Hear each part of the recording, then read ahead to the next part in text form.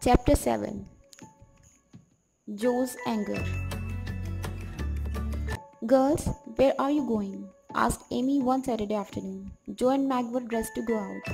"Little girls shouldn't ask questions," answered Joe. "You're going somewhere with Laurie. I know you are," said Amy. "I want to go too." "Laurie has asked us to see a play," said Mag, "but Mother doesn't want you to go this week because you have a cold." "You and Beth can go to see the play next week and have a nice time," said Joe. "I want to go today with you and Laurie," answered Amy, and she began to cry. "Suppose we take her?" said Meg to Joe. "I don't think Mother would mind. We can dress her warmly." "No," said Joe. "If she goes, I shan't. Laurie asked you and me. We ought not to bring Amy." The two older girls, Meg and Joe, went to the front of the door of the house. Amy followed them, calling, "You'll be sorry for this, Joe March." "Rubbish!" called out Joe and banged the front door. The two girls had a very good time and enjoyed the play, but Joe felt worried about Amy. Both Joe and Amy were always quick to get angry. Joe tried hard to stop this anger, but she didn't always succeed. Her anger, like an enemy, was always ready to rise up and fight her.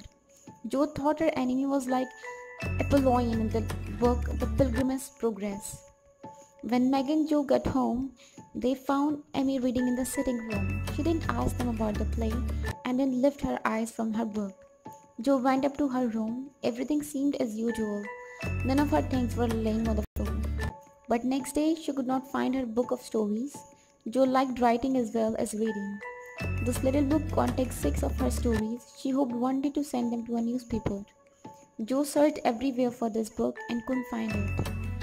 She ran into the sitting room, red in the face. "Has anyone seen my book of the stories?" she cried. Meg and Beth said no at once and looked surprised. Amy's face went pink. "Amy, you've got it." "No, I haven't." "You know where it is then?" "No, I don't." "That isn't true." Joe looked angrily at Amy. "I haven't got it. You'll never see your old book again." "Why not? I burnt it." "What?" "My little book I loved so much and worked on."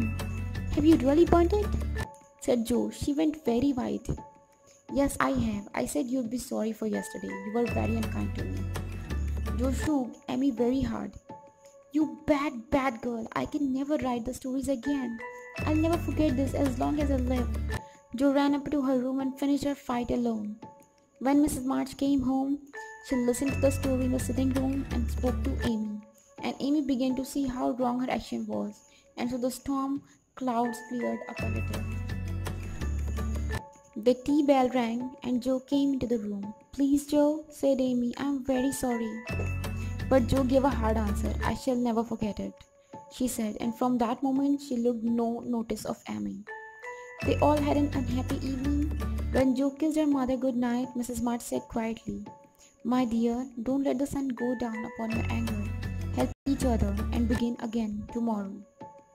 Joe wanted to cry her sadness and anger away, but she still felt deeply hurt, and she said it was a very bad, unkind thing to do, and went to bed. Next day, things didn't go well. Joe's face was still dark with anger.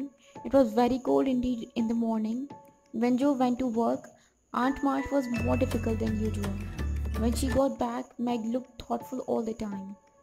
Beth looked unhappy. Amy talked about people who wouldn't try to be good. "Everyone is hateful," said Joe to herself. "I'll ask Laurie to go out with me."